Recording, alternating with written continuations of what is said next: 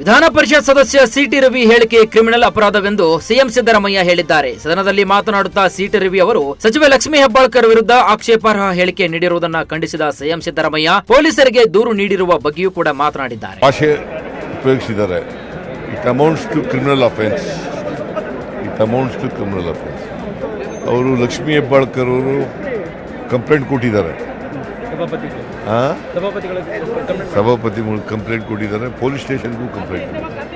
Parliament ಮುಂದೆ ಕಾಂಗ್ರೆಸ್ ನಾಯಕರು ನಡೆಸುತ್ತಿರುವಂತಹ ಪ್ರತಿಭಟನೆಗೆ ವಿಪಕ್ಷ ನಾಯಕ ಆರ್ ಅಶೋಕ್ ಕಿಡಿಕಾರಿದ್ದಾರೆ. ನೆಹರು ಕಾಲದಲ್ಲೇ ಮೀಸಲಾತಿ ವಿರೋಧಿಸಿ ಪತ್ರವನ್ನ ಬರೆಯಲಾಗಿತ್ತು, ಈಗ ಅಂಬೇಡ್ಕರ್ ಫೋಟೋ ಹಿಡ್ಕೊಂಡು ಬಂದಿದ್ರಲ್ಲ, ನಾಚಿಕೆ ಆಗಲ್ವಾ ಅಂತ ಟೀಕೆ ಮಾಡಿದ್ದಾರೆ. ನೆಹರು ಪತ್ರ ಬರೀತಾರೆ ಮಂತ್ರಿಗಳಿಗೆ, ಈ ರಿಸರ್ವೇಶನ್ ಬೇಡ ಅಂತ ಆ ಕಾಲದಲ್ಲೇ ಪತ್ರ ಬರೆದಿದ್ದಾರೆ.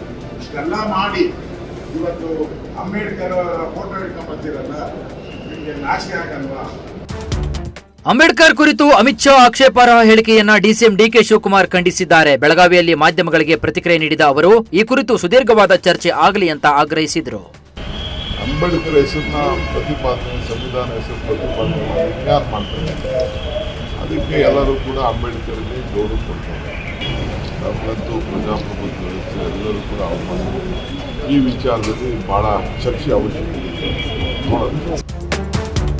ಟೀಂ ಇಂಡಿಯಾದ ಸ್ಟಾರ್ ಆಟಗಾರ ವಿರಾಟ್ ಕೊಹ್ಲಿ ಶೀಘ್ರದಲ್ಲೇ ಭಾರತ ತೊರೆದು ಲಂಡನ್ನಲ್ಲಿ ನೆಲೆಸಲಿದ್ದಾರೆ ಅಂತ ವಿರಾಟ್ ಬಾಲ್ಯದ ಕೋಚ್ ರಾಜ್ಕುಮಾರ್ ಶರ್ಮಾ ಇದೀಗ ಸುಳಿವು ನೀಡಿದ್ದಾರೆ. ಸದ್ಯ ಆಸ್ಟ್ರೇಲಿಯಾದಲ್ಲಿ ಬಾರ್ಡರ್ ಗವಾಸ್ಕರ್ ಟೆಸ್ಟ್ ಸರಣಿ ಆಡ್ತಾ ಇರುವ ಕೊಹ್ಲಿ ಸರಣಿ ಬಳಿಕ ಭಾರತಕ್ಕೆ ಹಿಂದಿರುಗಲಿರುವ ವಿರಾಟ್ ಕೊಹ್ಲಿ ಕುಟುಂಬ ಸಮೇತರಾಗಿ ಲಂಡನ್ಗೆ ಶಿಫ್ಟ್ ಆಗಲಿದ್ದಾರೆ ಅಂತ ರಾಜ್ಕುಮಾರ್ ಶರ್ಮಾ ಸಂದರ್ಶನವೊಂದರಲ್ಲಿ ಹೇಳಿದ್ದಾರೆ.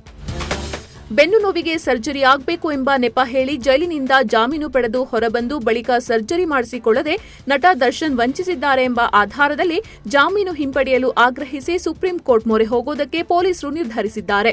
ರೇಣುಕಾಸ್ವಾಮಿ ಕೊಲೆ ಪ್ರಕರಣದಲ್ಲಿ ಆರೋಪಿ ದರ್ಶನ್ ಅವರಿಗೆ ನ್ಯಾಯಾಲಯದಿಂದ ಪೂರ್ಣ ಜಾಮೀನು ಸಿಕ್ಕಿದೆ. ಆದರೆ ಪೊಲೀಸರು ಈ ಜಾಮೀನು ವಿರುದ್ಧ ಸುಪ್ರೀಂ ಕೋರ್ಟ್ಗೆ ಮೇಲ್ಮನವಿ ಸಲ್ಲಿಸಲು ಮುಂದಾಗಿದ್ದಾರೆ. ದರ್ಶನ್ ಅವರು ಅನಾರೋಗ್ಯದ ನೆಪದಲ್ಲಿ ಮಧ್ಯಂತರ ಜಾಮೀನು ಪಡೆದಿದ್ರು ಮತ್ತು ಸರ್ಜರಿ ಮಾಡಿಸಿಕೊಂಡಿಲ್ಲ ಅನ್ನೋದನ್ನ ಪೊಲೀಸರು ಪ್ರಮುಖವಾಗಿ ಪ್ರಸ್ತಾಪಿಸಲಿದ್ದಾರೆ. ಸಂಸತ್ತಿನಲ್ಲಿ ಡಾಕ್ಟರ್ ಬಿಆರ್ ಅಂಬೇಡ್ಕರ್ ಅವರ ಹೇಳಿಕೆಗೆ ಸಂಬಂಧಪಟ್ಟಂತೆ ಕೇಂದ್ರ ಗೃಹ ಸಚಿವ ಅಮಿತ್ ಶಾ ವಿರುದ್ಧ ದೇಶಾದ್ಯಂತ ಕಾಂಗ್ರೆಸ್ ನಾಯಕರು ರೊಚ್ಚಿಗೆದ್ದಿದ್ದಾರೆ. ಇಂದು ಕೂಡ ಪಾರ್ಲಿಮೆಂಟ್ ಮುಂದೆ ಅಂಬೇಡ್ಕರ್ ಹೆಸರಲ್ಲಿ ಹೋರಾಟ ನಡೀತಾ ಇದೆ. ಈ ಹಿನ್ನೆಲೆ ಸಂಸದೆ ಪ್ರಿಯಾಂಕಾ ಗಾಂಧಿ ಕೂಡ ಅಂಬೇಡ್ಕರ್ ಫೋಟೋ ಹಿಡಿದು ಅಮಿತ್ ಶಾ ಹೇಳಿಕೆ ವಿರುದ್ಧ ಹೋರಾಟಕ್ಕೆ ಇಳಿದಿದ್ದಾರೆ.